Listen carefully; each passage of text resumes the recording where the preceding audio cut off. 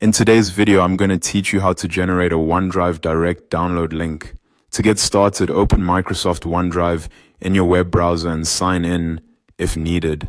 Once you're inside your OneDrive account, take a moment to locate the file you want to share. This can be a document, image, video, PDF, or any other file stored in your OneDrive. If you have a lot of files, it may help to use the search bar or browse through your folders so you can find the exact item you want.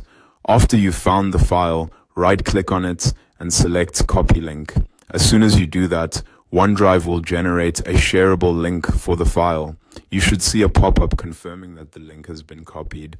This pop-up is important because it also shows the current permission settings for that file, which control who can open the link and what they're allowed to do with it. If you want to change those permissions before sharing the link, click Settings in the pop-up. From there, you'll be able to choose who the link works for.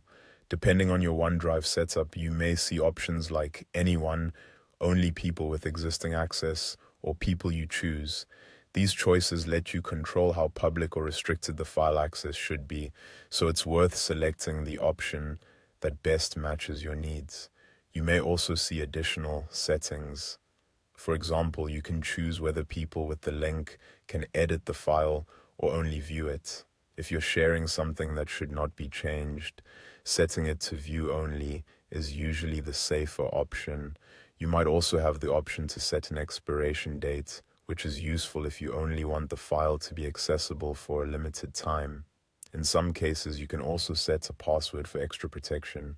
If that option is available and you're sharing something sensitive, it's a good extra step to consider. Once you've adjusted the settings the way you want, click Apply. That saves your sharing preferences and updates the copied link accordingly. And that's it. You've successfully generated a OneDrive link and, if needed, customized its access settings before sharing it. Just make sure you double check the permissions so the right people can access the file in the way you intended.